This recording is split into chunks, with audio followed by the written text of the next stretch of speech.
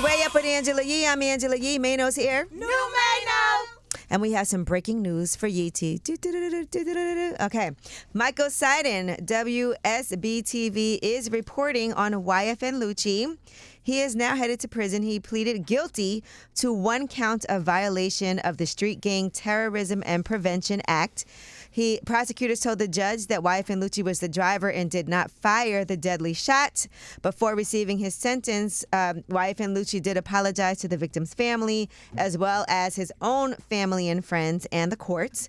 They said that he will be part of that deal, the negotiated plea deal. He's sentenced to a 20-year sentence with 10 years to serve. That means he has 10 years to serve in prison, followed by 10 years of probation. But according to an update, he'll serve about 3.5 months in jail and then serve his entire suspended sentence on probation.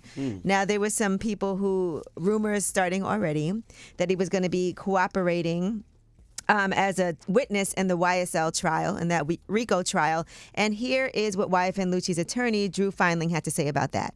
There have been so many rumors on the internet that this negotiated plea, that we are soon going to see him as a star witness in the YSL case. What can you tell people that are... Anybody that says that's a liar. There is no cooperation in the YSL case. He's made that clear for 3.5 years.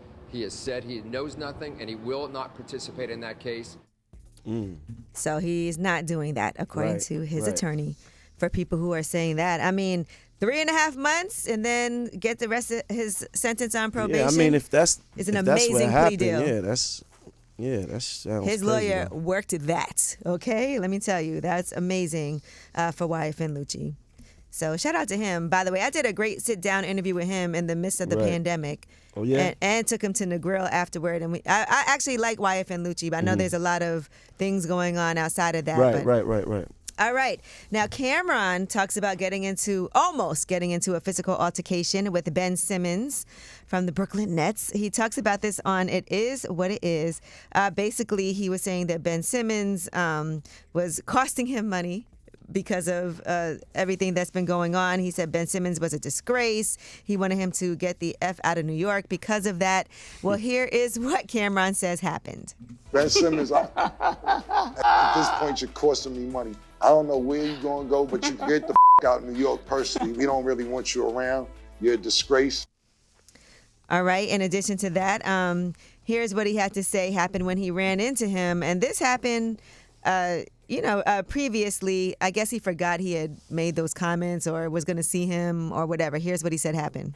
The game is over, and I'm walking towards him. So he's looking, so I'm looking at him, he's looking at me. Now I'm looking like, this isn't going to go good because I'm going to go crazy, man. I'm going to go straight for your knees or type of. So he looks and comes my way and just walks past me. And I'm like, why would you play these games with me, yo? Listen, Ben Simmons, in case we see each other again, just say that you don't like what I'm saying so I can say I don't give a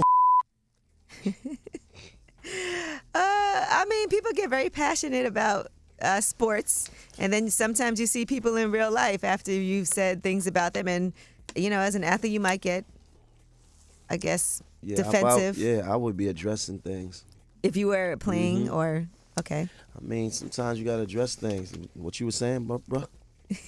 Like, you said what? But you know what? Athletes deal with that all the time. With people talking crazy, and that's part of... We all do now. Yeah, we all do now. But I feel like athletes, it's accepted for that to happen. I mean, think about Stephen A. Smith, and they're talking about Stephen A. Smith's new deal. He gets $12 million a year. He's going to be a free agent soon, and they're saying that he's going to get $20 million. And part of what happens is you talk about what's happening on the court, and you don't treat people like humans with feelings. It's more about the game and what you did today. Right. All right, well, that is your Yeetie. And when we come back, we have Under the Radar. These are the stories that may not be in the headlines, but they're very important for you to know, or just entertaining. It's Way Up.